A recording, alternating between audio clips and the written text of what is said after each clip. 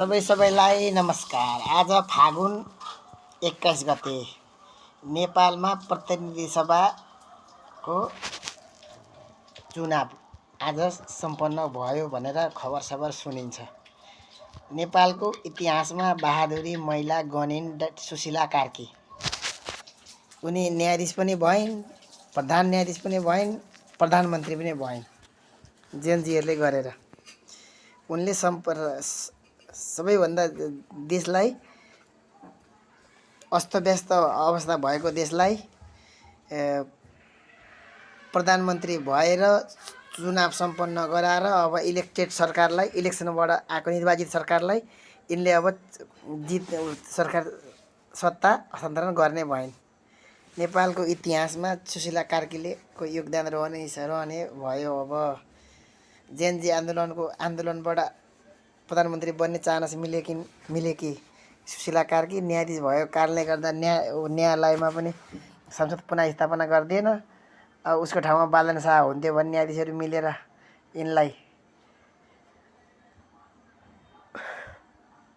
बनाइदिन् के अरे संसद पुनः स्थापना गरिदिन्थे। सुशीला कार्कीको पदै ढुस हुन्थ्यो। नेपालको इतिहासमा सुशीला कार्कीले आज चुनाव गराइन्। अब हल्ला खल्ला जे भए पनि अब जित्ने कसले हो थाहा छैन। अब काङ्ग्रेस पहिलो हुन्छ कि एमाले पहिलो हुन्छ भन्छन्। कोही राष्ट्रिय स्वतन्त्र पार्टी फर्स्ट हुन्छ भन्छन्। माहौल बुझ्दा सबै भोट हाल्यो प्रत्यक्षमा काङ्ग्रेसलाई, समानुपातिकमा स्वतन्त्र पार्टीलाई भने सुनिन्छ। अब जे भए पनि यस्तै। अब नेपाल थिए खान नसक्ने परे नेताहरूले अब गऱ्यो भने राष्ट्रिय स्वतन्त्र पार्टीले नि गर्ला, अरूले त गर्दैन। अरूले केही पनि गर्दैन यिनीहरूले भनेर भनेको सुनिन्छ। अब भ्रष्टै सडक नेपाली जनताको सामान्य माग छ। बिजुली, बत्ती, बाटो, पानी यस्तो माग छ। यो चाहिँ नि यो किनकि नैसर्गिक अधिकारभित्र पर्छ, व्यक्तिको नैसर्गिक अधिकारभित्र पर्छ। यो सबै मान्छे विदेश एक दिनमा 10,000 जान्छन् विदेश।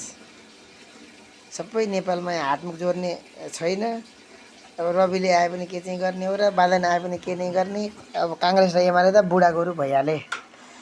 ल आज चुनाव भइयो। अब बालन प्रधानमन्त्री भयो भने अब केही आशा हुन्छ।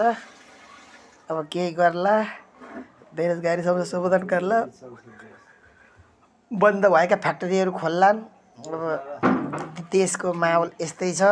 गरिब भएको भएकै, धनी भएको भएकै हुने अवस्था छ। यहाँनिर केही रोजगार छैन। हरम बिराम यो सुशीला सरकार आइकन बिमा पनि बन्द भयो। बन्द सकियो।